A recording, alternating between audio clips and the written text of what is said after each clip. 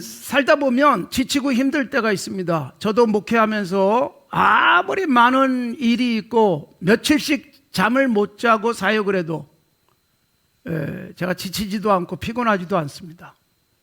새벽 예배 제가 하루도 안 빠지고 나올 수 있었던 것도 그런 은혜입니다. 그리고 어떻게 보면 새벽마다 기도하는 그 시간 때문에 하나님이 저를 든든하게 지켜주신다라는 생각을 합니다. 그런데 여러분, 가장 힘들게 하는 부분이 뭐냐 하면 목회자가 지치는 것은 일 때문도 아닙니다. 주님이 나를 팽개쳤다라는 어떤 불신앙 때문도 아닙니다. 목회하면서 가장 힘든 건 사람입니다. 사람으로 인해서 지치기도 하고 사람으로 인해서 저도 시험에 들 만한 상태에 들어갈 때가 있지만 그것도 이겨내는 것은 뭐냐 하면 하나님이 기도할 제목을 주시는구나. 그래서 집중적으로 그런 사람들을 위해서 기도하면서 회복되어지는 역사도 경험하게 됩니다. 오늘 마가 요한에 대한 이야기를 하도록 하겠습니다. 마가 요한도 거의 죽었다가 살아난 사람. 마가 요한은 누굴까요? 마가복음을 기록한 사람이에요. 이 마가 요한이 그냥 죽은 상태로 끝났다면 마가복음이 없었을 겁니다. 마가복음이 얼마나 중요한가 하면 4개의 복음서 중에 제일 먼저 쓰여진 것이 마가복음이에요. 그래서 마태나 누가나 요한이 특히 요한을 빼더라도 마태나 누가는 마가복음의 영향도 많이 받지 않았을까, 그렇게 신학자들은, 성경학자들은 평가하고 있을 정도입니다. 그러니까 마가 요한이 주저앉아서 일어나지 않았다면 마가복음도 없고 그리고 다른 복음서도 크게 좋지 않은 영향을 받았을 것이라고 생각되어집니다. 자, 그런데 오늘 본문 말씀에서 마가 요한이 부활하는 모습을 우리에게 보여주고 있습니다. 자, 오늘 우리가 읽은 말씀은 디모데 후서 4장이지요. 디모데 후서는 바울 사도의 마지막 서신, 죽기 전에 쓴 서신이라고 생각됩니다. 자, 이 서신에서 바울 사도가 간절하게 바라는, 디모데 보고 빨리 좀 와라. 바울 사도에게 디모데는 아들 같은 사람이었어요. 그래서 결혼도 하지 않고 지냈던 바울 사도지만 내가 예수 그리스도 안에서 너를 낳았다 라고 생각하고 그렇게 고백할 정도로 사랑하는 아들 같은 존재였습니다. 그런 디모데가 내가 지금 외로우니까 빨리 좀 와줬으면 좋겠다, 그렇게 말하고 있습니다. 물론 바울 사도 곁에 아무도 없는 것은 아니었습니다. 그러나 디모데가 좀 빨리 왔으면 좋겠다. 그래서 내 옆에 있는 사람들이 있지만, 그래서 여러분 오늘 읽은 11절에 보면 누가가 내 옆에 있어요. 누가복음의 기록자인 누가가 내 옆에 있었고, 누가는 특히 그 의사 출신입니다. 그래서 바울 사도를 육신의 연약한 부분을 잘 살펴줄 수 있는 그런 바울 사도의 제자 같은 사람이었어요. 누가가 내 곁에 있지만 빨리 디모데가 왔으면 좋겠다. 내가 힘들다. 그러니까 여러분, 바울 같은 위대한 사역자도 하나님이 나와 함께 하시니까 아무도 없어도 괜찮아, 나는 다 이겨, 그게 아닙니다. 바울 사도를 위로하는 힘은 누구를 통해서 나타나요? 사람이에요, 사람. 그래서 바울 사도 곁에 좋은 사람들을 하나님이 주신 거예요. 그리고 바울 사도도 언제 힘들까요? 사람 때문에 힘들어요. 기대했던 사람이 상실감을 줄 때도 있어요. 그래서 오늘 본문에 보면 대만은 세상을 사랑해서 나를 버리고 데살로니가로 갔다, 그렇게 말하고 있잖아요.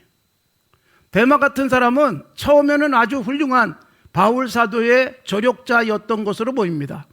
그런데 세상을 사랑해서 가버리고 말았어요.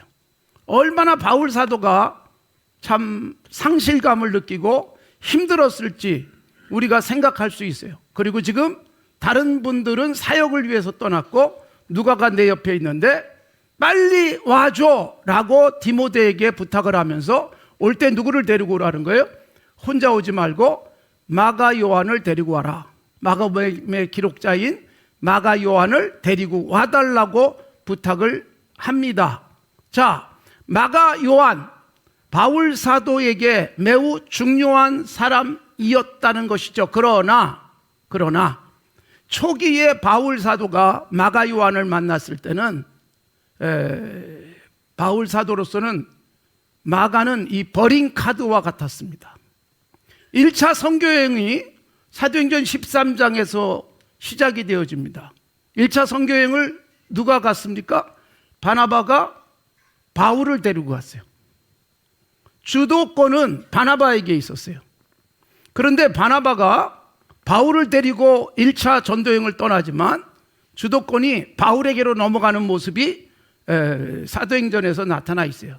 바나바가 참 훌륭한 사람이었어요. 그러고 보면 자기가 주도권을 가지고 사실은 바나바를 통해서 바울 사도가 예루살렘에 있는 제자들에게 인정도 받고 그래서 선교사로 파송이 될 수 있었던 사람이에요.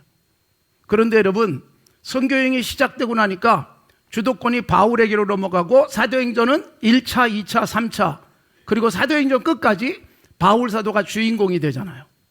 1차 선교여행을 바나바가 바울을 데리고 간 거예요. 근데 이때 여러분, 조력자 한 사람을 데리고 갔어요. 그게 누구냐 하면 바나바의 조카인 마가 요한이었습니다. 같이 데리고 갔습니다. 그래서 사도행전 13장 13절에 보면 바울과 및 동행하는 사람들이 바보에서 배 타고 밤빌리아에 있는 버가에 이르니 요한은 그들에게서 떠나 예루살렘으로 돌아갔다라는 말씀이 나오는데 이게 뭐냐 하면 마가 요한을 말하고 있어요. 이 마가 요한은 사도행전 13장 5절에 보면 요한을 수행원으로 두었더라 그렇게 되어 있어요. 그러니까 바나바와 바울이 1차 전도여행을 떠나면서 수행원으로 조력자로 마가 요한을 데리고 갔어요. 바나바로서는 자기의 조카를 그래도 믿을 만하다라고 생각을 한 것입니다. 그런데 조금 있다가 중도에서 포기하고 떠나버리고 말았습니다. 그러니까 굉장히 바나바는 당황했을 겁니다. 야, 이 녀석아 조금만 참지. 요걸 못 견디고 도망가냐? 집으로 돌아가 버리고 말았어요. 그러니 삼촌 입장에서는 그냥 가버린 그가 안쓰럽기도 했지만 바울 입장에서는 어때요? 이 녀석 내가 다시는 상종이나 알아봐라. 그런 생각을 했을 겁니다. 바나바는 굉장히 넉넉한 사람이었어요. 바나바는 사람을 중요하게 여기는 사람이었어요. 바울은 뭐예요? 사람보다는 일을 중요하게 여겨요. 내 일에 방해돼? 그러면 가차없이 밀어내버릴 수 있는 사람이 바울이었습니다. 그러니까 마가 요한에 대한 바나바의 생각은 안쓰러움. 그런데 바울의 생각은 내가 다시는 이 녀석을 보나 봐라. 이런 생각을 했을 것입니다. 그러니까 여러분 마가 요한은 실패한 사람이에요. 실패한 사람. 그런데 2차 전도여행을 이제 가게 됐습니다. 2차 전도여행을 가는데 바나바와 바울이 역시 2차 전도여행을 계획을 해요. 15장에서 사도행전 15장에서. 그런데 2차 전도여행을 계획을 하면서 바나바와 바울 사이에 갈등이 일어납니다. 그래가지고 두 사람이 서로 갈라서 버려요. 그래서 전도팀이 두 개가 되는 효과도 보게 됐지만 어쨌든 15장 말미에 보면 바울과 바나바가 서로 결별을 하게 됩니다. 결별을 하게 되는 이유가 뭘까요? 여러분, 바울은 바나바가 자기를 세워주고 자기를 그렇게 도와주고 사랑하는 사람인데 웬만하면 바나바의 말을 좀 들으면 좋겠는데 바나바가 마가 요한 2차 전도여행 때도 데려가자라고 주장을 했습니다. 그랬더니 바나바는 뭐예요? 마가 요한은 완전히 찍힌 거예요. 내가 그 녀석 다시는 함께 가나봐라 이런 생각을 하고 있었던 거예요. 그리고 바울과 바나바가 대립하게 되죠. 그래가지고 결국 갈라섭니다. 바울은 실라를 데리고 2차 전도여행을 떠나고 바나바는 누굴 데리고요? 마가 요한 데리고 2차 전도여행을 떠납니다. 그리고 성경 사도행전에는 바나바가 마가 요한을 데리고 떠난 것은 전혀 기록되어져 있지 않습니다. 사도행전은 누가가 기록을 했죠. 바울을 중심으로 따라가는 기록이었기 때문에 바나바와 마가의 이야기는 더 이상 나오지 않습니다. 그런데 여러분, 우리에게 놀랍게 마가 요한이 이렇게 변했구나 라고 생각하게 해주는 성경 구절이 오늘 본문의 말씀이에요. 1차 전도여행에서 실패한 마가 요한, 그로 인해서 바나바와 바울 사도가 갈라섰습니다. 그런데 여러분, 바울 사도가 디모데에게 정말 마지막 편지를 쓰면서 그렇게 바나바와 갈라설지언정 마가 요한을 데리고 갈 수 없다던 바울 사도가 디모데야, 내 곁에 지금 누가밖에 없다. 너 좀 빨리 왔으면 좋겠다. 그러면서 올 때 누구를 데리고 오라고요? 마가 요한을 데리고 와라. 그 다음에 중요한 구절이 나와요. 11절 다시 보세요. 누가만 나와 함께 있느니라. 네가 올 때 누구를 데리고 와요? 마가를 데리고 와라. 그가 나의 일이 어떻다? 유익하니라. 그러니까 여러분, 사도행전 15장에서 바울 사도는 마가 요한을 거절했어요. 거부했어요. 이런 녀석 내가 다시는 쓰나 보자, 그렇게 생각했는데 중간은 싹 생략돼 있어요. 바울 사도의 마지막 서신에서 누가에게 부탁을 하는 거예요. 빨리 좀 와줘. 올 때 누구를 데리고 와라? 마가 요한을 데리고 와라. 마가 요한은 나에게 어떤 사람? 유익한 사람. 그러니까 여러분, 우리는 이 중간의 부분은 상상만 하면 되는 거예요. 바울 사도에게 완전히 찍혔고 바울 사도에게는 죽은 자 같았던 마가 요한. 그런데 그 마가 요한을 누가 믿어줘요? 누가 다시 기회를 줘요? 바나바예요. 그러니까 바나바는요, 아무도 믿어주지 않던 바울 사도를 믿어준 사람이 바나바예요. 그 바울이 마가 요한을 완전히 찍고 더 이상 너는 나와 함께 일할 수 없어 라고 했던 사람을 바나바는 살립니다. 그래서 여러분, 이 디모데서에서 바울 사도가 누가에게 빨리 와라 그러면서 마가 요한을 데리고 와라, 그는 나의 일에 유익하다라고 말했던 것은 우리가 충분히 짐작을 할 수 있는 거예요. 하마터면 버려지고 하마터면 재기불능할 사람, 죽은 것으로 끝날 수밖에 없었던 마가 요한이지만 바나바가 믿어주고 기회를 주는 거예요.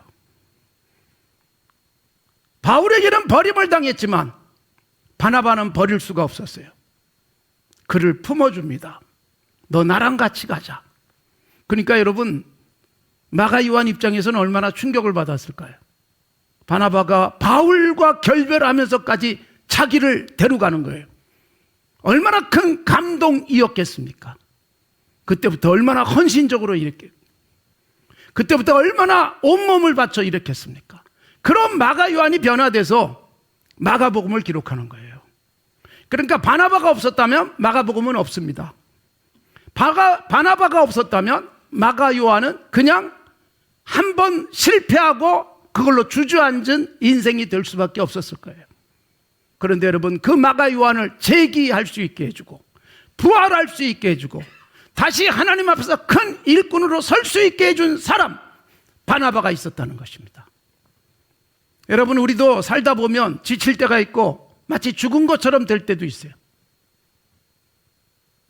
더 이상 못하겠다, 막 그런 힘 빠지는 상황이 올 수도 있습니다. 그러나 여러분, 우리를 끝까지 버리지 않고 붙들어 주시는 분이 계시죠? 죽음에서 부활하신 예수 그리스도인 줄로 믿습니다. 주님은 우리를 끝까지 포기하지 않습니다. 주님은 우리를 끝까지 놓지 않습니다. 요한 서신에 의하면 주님이 우리를 꽉 잡고 놓지 않는다고 말씀하고 계세요. 이 자리에 앉아있는 우리들, 아무리 여러분 내가 잘못 가고 실패하고 실수해도 주님은 나를 꽉 잡아서 하나님의 나라를 위해서 끊임없이 일할 수 있는 사람으로 세워가실 줄로 믿습니다. 그러니까 내가 꽤 괜찮은 사람이라서, 내가 한번 결심하면 끝까지 가는 사람이라서 내가 하나님 나라를 위해서 일하고 드려질 수 있는 게 아니라 하나님이 놓지 않기 때문이에요. 주님이 우리를 포기하지 않기 때문이에요. 주님이 나를 버리지 않기 때문이에요. 마가 요한도 주님이 꽉 잡아주셨는데 주님이 꽉 잡아주시는 역할을 누가 했어요? 바나바가 한 것입니다.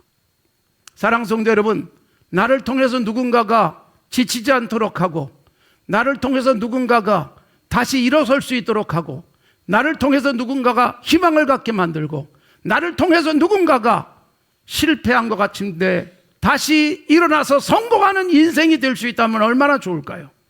하나님은 구원받은 하나님의 백성인 우리에게 그런 역할을 요구하고 계시는 것입니다. 너는 이제 끝났어, 넌 더 이상 안 돼 라고 말하지 않고 주님은 우리에게 다시 붙들어주고 세워주도록 요구하시는 것입니다. 왜 그럴까요? 주님도 그렇게 하셨으니까. 주님도 여러분 절대로 놓지 않습니다. 주님도 절대로 포기하지 않습니다. 예수님이 십자가에 못 박혀 죽으실 때 제자들은 다 도망가 버렸어요. 예수님이 이건 예고하셨어요. 목자가 넘어질 때 양들은 다 도망간다, 그런 비유를 드시면서 너희들이 다 나를 버릴 것이다. 그러자 앞장서서 주님 죽을지언정 버리지 않습니다 라고 말한 사람이 누구예요? 시몬 베드로였습니다. 다른 제자들도 전부 다 아이고 그럴 리가요, 주님 버리지 않겠습니다 그렇게 말할 때 예수님이 시몬에게 말씀하셨어요. 나를 위해서 죽을 각오를 한 것처럼 너는 말하고 있지만 너는 오늘 밤 닭이 울기 전에 나를 3번이나 부인할 것이다. 실패를 예고하셨어요.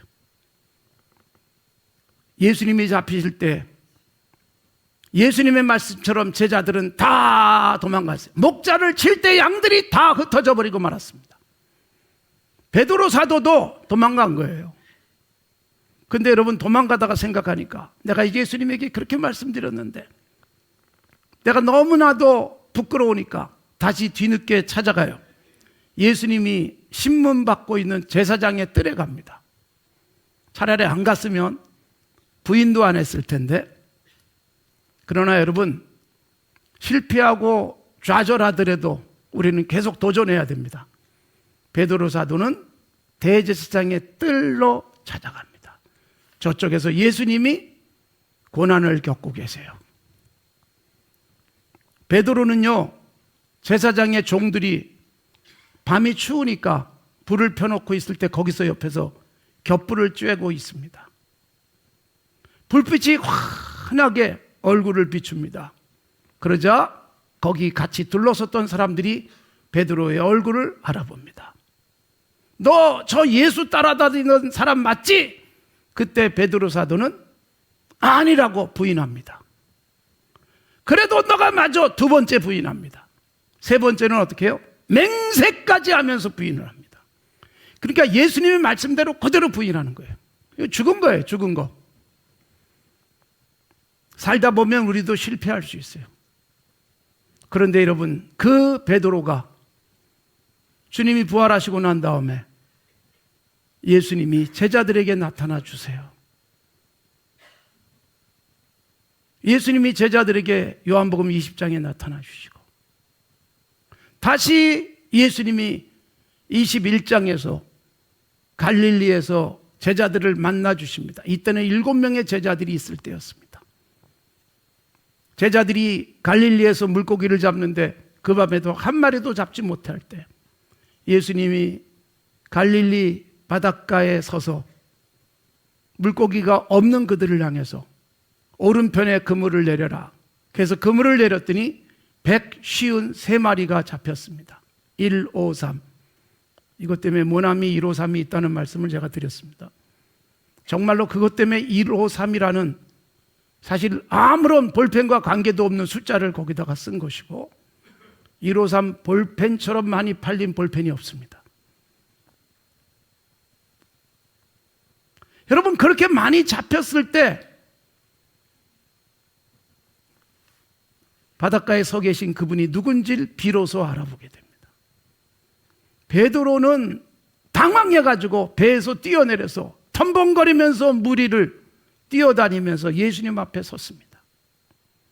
예수님께서 지금 잡은 고기를 가져와라. 숯불에다 잘 굽고 그리고 떡도 구워서 줍니다. 베드로는 고개를 들지 못해요. 베드로가 예수님을 부인했던 그때의 그림이 그대로 보이는 거예요. 베드로는 불 피는 데서 불 쬐고 있다가 예수님 부인했잖아요. 그런데 예수님이 불을 펴놓고 떡을 굽고 고기를 구우면서 베드로에게도 나눠주고 제자들에게도 나눠줍니다. 아무 소리도 못한 채 고개를 숙이고 있는 시몬 베드로에게 예수님이 말씀하시는 거예요. 요한의 아들 시몬아, 내가 나를 사랑하느냐? 재밌는 것은 요한복음에서 1장에 시몬이 예수님 만나고 그리고 예수님이 불러서 예수님을 따라가면서 예수님이 이름을 바꿔주신 거예요. 장차 게바라 하리라, 베드로라고 하리라, 반석이라고 하리라. 그래서 이름이 바뀌었어요. 그런데 21장에서 예수님이 베드로를 부를 때는 원래 이름 시몬을 부르세요. 요한의 아들 시몬아, 내가 나를 사랑하느냐? 3번이나 질문하시고 베드로는 고개도 들지 못하는 채 내가 주님 사랑하는 줄 주님께서 아시지요 라는 3번의 대답을 합니다. 그러니까 예수님이 시몬 베드로를 위해서, 예수님을 3번 부인했던 시몬 베드로를 위해서 3번 사랑 고백을 할 수 있는 기회를 주고 그리고 사랑합니다 라는 고백을 하기가 민망한 시몬에게 질문에 대한 답을 하게 하신 거예요. 이렇게 하면서 시몬 베드로는 회복이 되는 거예요.